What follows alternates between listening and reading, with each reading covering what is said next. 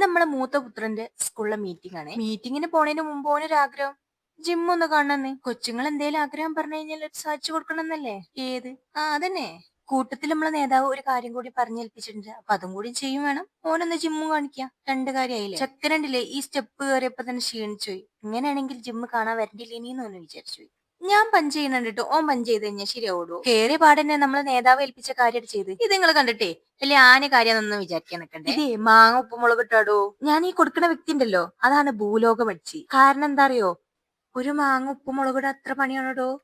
വല്ല അച്ചാറൊക്കെ ആണെങ്കി ഓക്കെ. ഇതിപ്പോ ഇന്നലെങ്ങാനും മാങ്ങ വാങ്ങി കൊടുത്താ ഇന്ന് ഉപ്പുമുളക് ഇട്ട് കൊണ്ടുവരാൻ പറഞ്ഞതാണ്. നമ്മളെ നേതാവ് ആരാ? ഇതൊക്കെ ഒരു സൈഡ് ബിസിനസ് ആയി കൊണ്ടെടുക്കണേ. എന്തൊക്കെയാണല്ലേ നമ്മളെ ഈ കൊച്ചു കേരളത്തിൽ നടക്കുന്നത്. ഏതായാലും വന്നതല്ലേ, ഞാൻ അവിടെ ഇരുന്ന് കുറച്ചു നേരം കത്തിയടിച്ച്. അപ്പൊ അതാ നമ്മളെ ചെക്കൻ എല്ലാ മെഷീനും ഒന്നും തൊട്ടോക്കുന്നുണ്ട്. അതിന്റെ ഇടയിൽ ഓൻ കേറിയിട്ട് വെയിറ്റ് നോക്കുന്നുണ്ട്.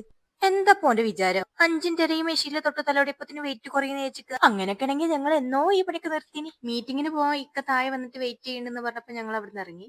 അപ്പൊ ദാ മീറ്റിങ്ങിന് പോവാണ്. പോകുമ്പോ ഓന്റെ വക ഒരു ഡയലോഗ്.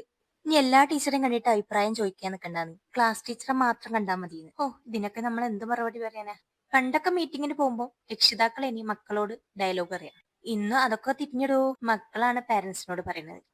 കാലം പോയ പോക്കേ. 1 മണിയായോണ്ട് തന്നെ നല്ല വെയിലാണ് കേട്ടോ. അവിടെ എത്തിക്കഴിഞ്ഞാൽ നല്ലൊരു വൈബാണ് കേട്ടോ കാണാൻ.